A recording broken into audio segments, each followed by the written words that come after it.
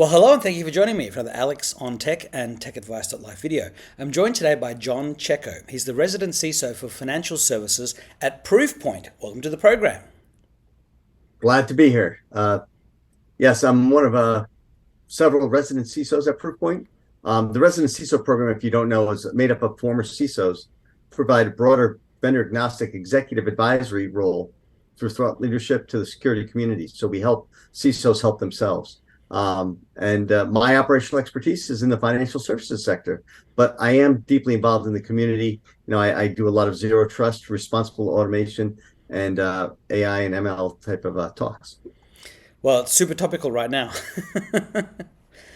Yeah. Well, look, again, thank you for taking the time for joining me. Now, Cyberminds is something that I heard about last year. I was at the launch in Sydney and then they had launched in Melbourne. And I know that earlier this year they launched in the US. So I guess in a nutshell, how did you find out about Cyberminds and its world first mental wellness program for cybersecurity professionals?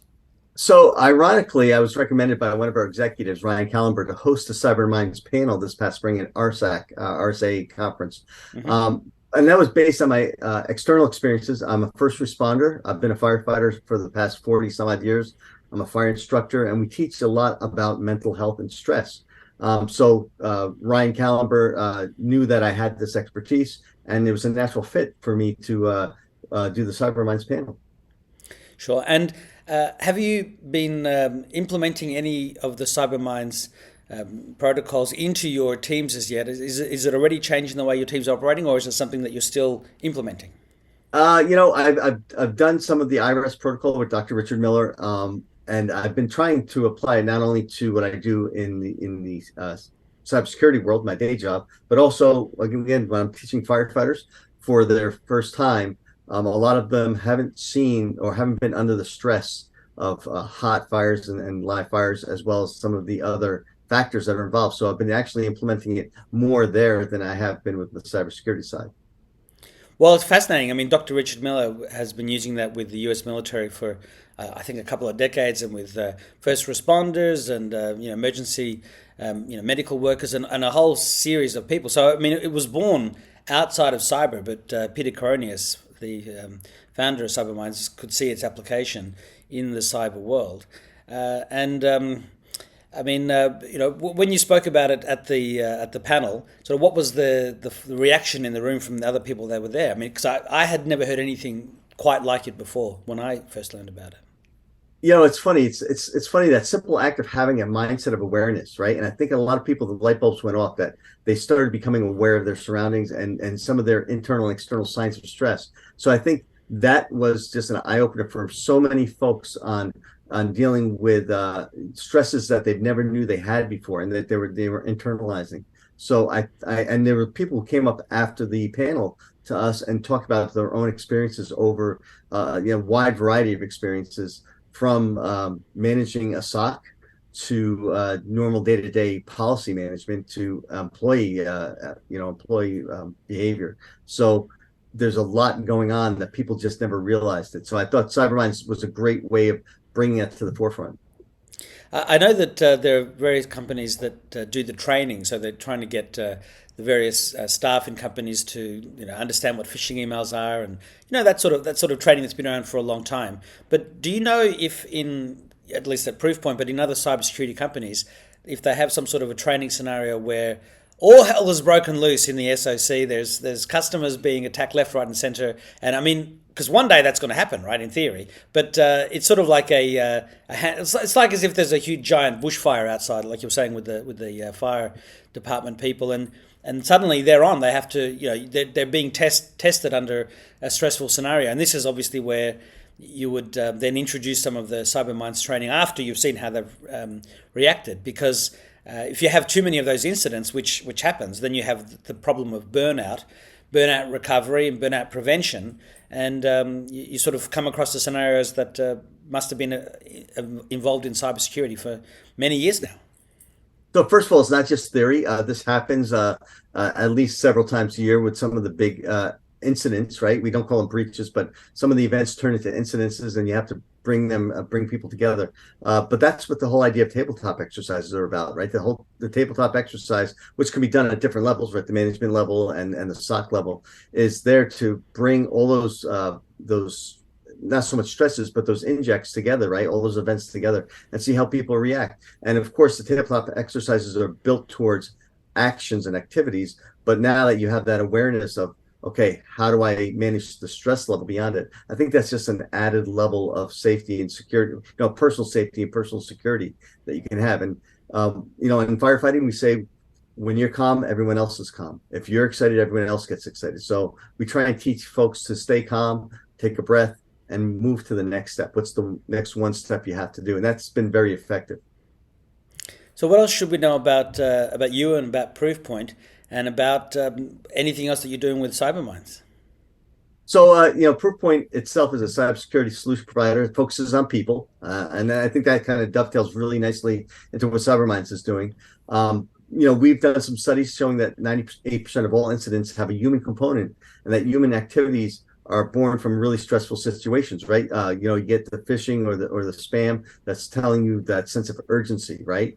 And the whole idea of Proofpoint from the outside, from the external side, is to help you manage the external factors that are creating the stress. And I think Cyberminds is great for you handling the internal sides of that stress. So I think they complement each other very well, even though one is really based in internalizing and mindful health, and the other one's on cybersecurity side. But I think, again, we both focus on people protection, but from the opposite sides of the spectrum.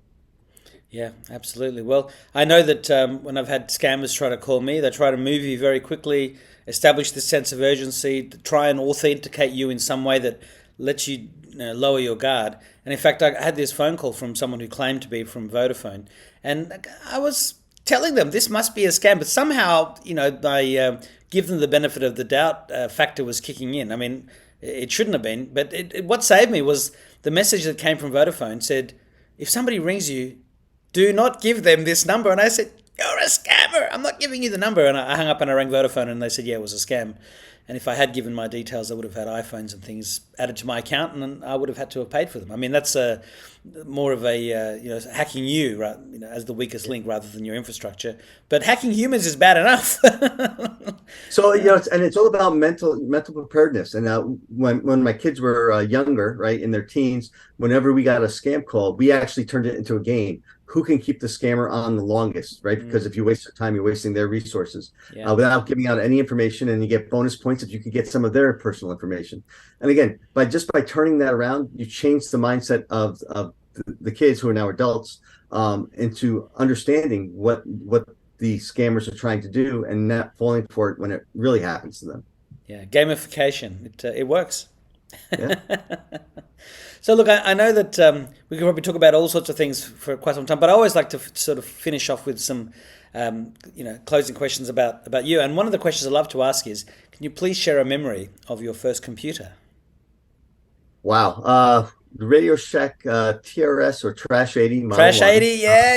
I normally say Trash 80. People look at me funny. And it had the external cassette tape. That was the storage, external cassette tape. Yeah. And I think I probably still have that cassette tape upstairs somewhere in my attic. But it was interesting because, again, it was the first, I've worked at IBM System 36s and as a backup operator. And so seeing corporate interface and then being able to see and build my own interface on a computer was something that just kind of piqued my interest, and that's kind of started me on that whole path of cybersecurity. Otherwise, I would have been a commercial artist. Yeah, well, there you go. Yeah, I had a Exidy Sorcerer at the time. It was launched in 1979, and it had a 48K cartridge. Ran BASIC. You could make it hook up to 8-inch floppy drives and run CP/M. So by the time DOS came along, actually, I kind of Is that the knew. Z80 chip, right? It had the Z80, yeah. And in fact, the World Computer Day people from the Compuseum .org website where they've got a virtual computer museum. I've been to the one in Santa Clara that Intel sponsors, and in fact, they didn't have an XCD Sorcerer there. And it's like, this is the computer that I got when I was 4.5 years old in 1979. How come you haven't got it? And they said, oh, if you've still got one, you can donate it to us. And it's like, I think somebody broke into the house that I was growing up in and stole it, sadly. But those were the days. Everything was on tape, and there was some guy in Western Australia who was writing arcade perfect clones of Pac-Man and Space Invaders. This is obviously a couple of years later.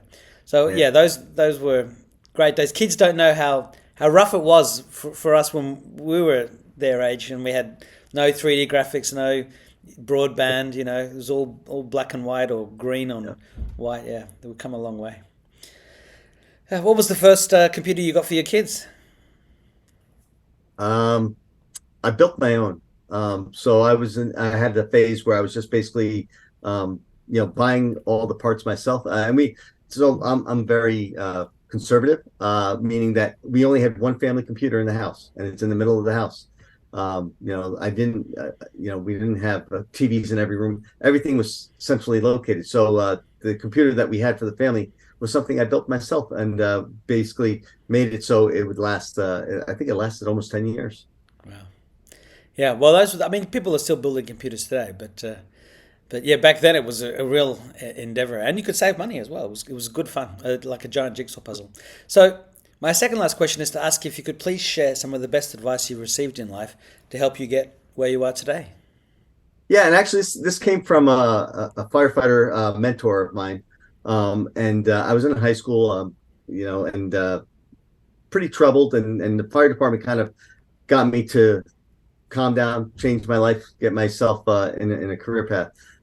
But one of my mentors, who actually was a grave digger by trade, said, "Don't let success dictate your character. Let your character dictate success." And I always think about that, saying, I'm not striving for more money. I'm not striving for more power. I'm actually striving to be myself, and I think that's really important.